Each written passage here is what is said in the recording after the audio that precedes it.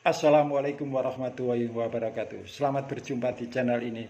Semoga saudara sehat walafiat, bahagia di dunia, selamat di akhirat kelak. Itulah harapan kita sebagai umat Islam.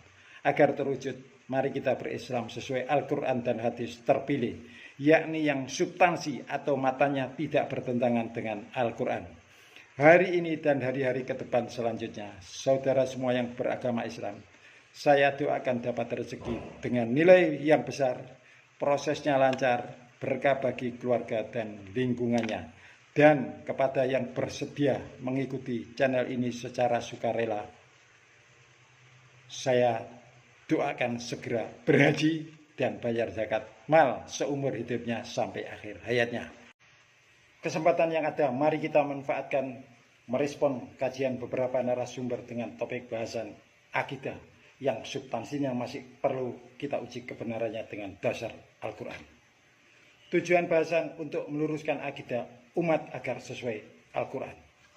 Mari kita mulai dengan Bismillahirrahmanirrahim. Akhwal Islam azakumullah wa iyakum. Lalu kemudian Allah izinkan Nabi Isa turun. Siapa? Nabi Isa Al-Masih. Turun dia dengan mengendarai apa? Malaikat. Turunlah di sebuah menara putih. Sekarang itu menara putih sudah ada, Pak. Namanya di Masjid Jami Damaskus di Suriah. Berarti kerajaan Islam terakhir itu nanti di Suriah. Makanya Pak, di Suriah sekarang kan lagi kemelut nih Pak, Masya Allah. Kaum muslimin dibunuhi dan yang lainnya. Wallahu a'lam. Allah SWT turunkan Nabi Isa ya untuk membunuh Dajjal pada saat itu.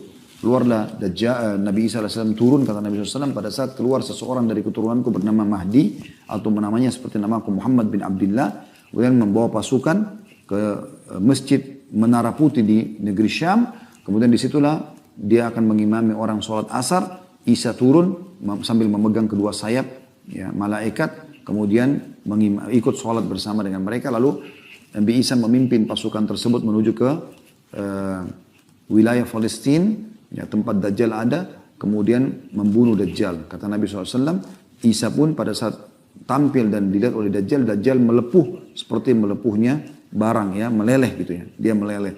Maka dibunuhlah oleh Dajjal, Dajjal dibunuh oleh Nabi Isa AS. Nabi Isa menghancurkan salib, membunuh babi-babi, dan seterusnya. Dan kisah cukup panjang masalah itu.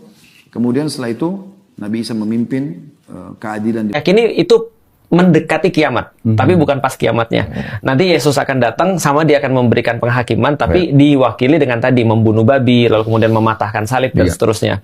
Nah, walaupun di dalam Islam, balik lagi ya, kalau kita bicara di dalam Islam, ada orang kemudian berpikir apakah ini adalah kalimat kiasan atau ini kalimat literal. Betul. Tapi ternyata pembahasan ulama ada yang menuju ke sana, bahwasanya adalah makna kiasan sebenarnya, maknawi, dia harus dipahami sebagai sesuatu yang sama. Nggak Ustadz Yesus Kristus dengan Isa Al-Masih? Sama. Bedanya cuma lafaz saja.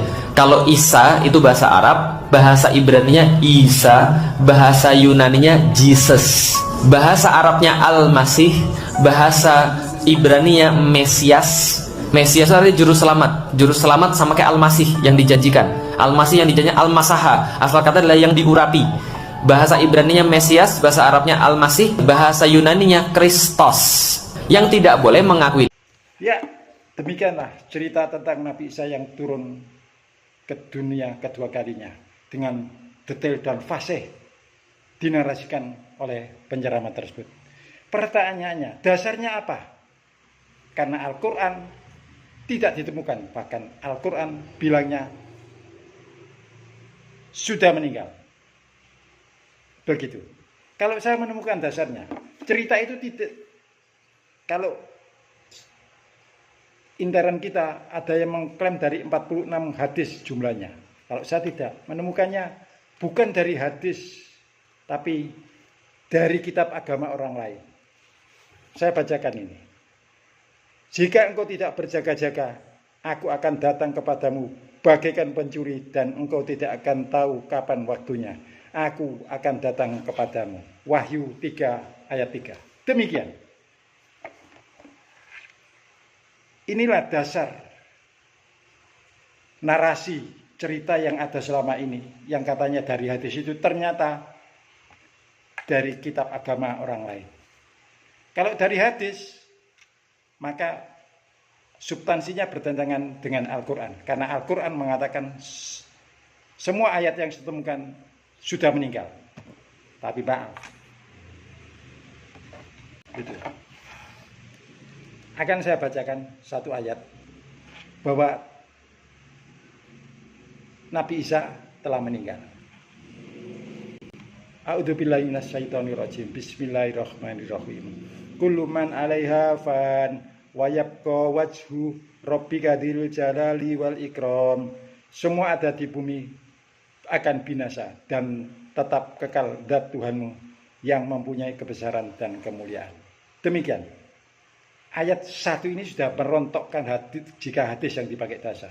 Tapi kalau ayatnya kitab agama lain, it's okay. Makanya paham yang meyakini bahwa Nabi Isa akan turun kedua kalinya itu bertentangan dengan Al-Quran. Artinya mengingkari Al-Quran. Tetapi mengimani kitab agama orang lain. Itulah yang perlu kita pikirkan. Kita harus hati-hati. Jangan kita mengingkari Al-Quran tapi meyakini pasal dan ayat kitab agama orang lain. Apakah ini tidak berbahaya kah? Itulah yang harus kita pikirkan.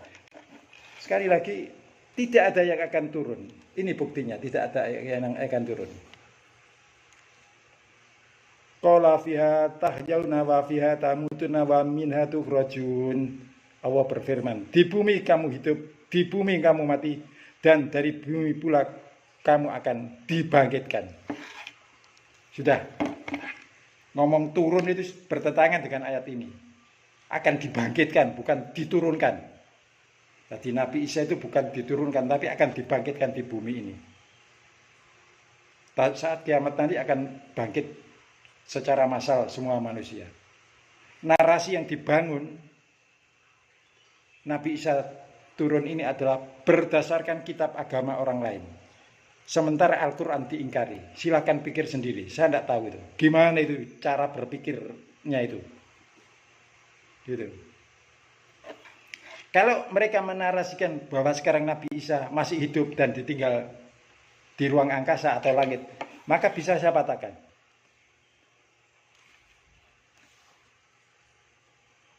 katakanlah tidak ada seorang pun di langit dan di bumi mengetahui perkara yang gaib kecuali Allah, dan mereka tidak mengetahui bila mereka akan dibangkitkan. Selesai bos. Ayat tadi itu menyangkal semua narasi yang dibangun bahwa Nabi Isa akan turun kedua kalinya ke dunia. Jadi akidah ini bertentangan dengan Al-Quran dan tinggalkan, karena kalau tidak resikonya dianggap mengingkari Allah atau mengingkari Al-Quran. Resikonya sepurane ya. Memikul dosa yang besar dan bangkit dari alam kubur kondisi buta. Silakan buka surat 20 ayat 100 sampai 104 dan 124 sampai 120 itu. Di situ diceritakan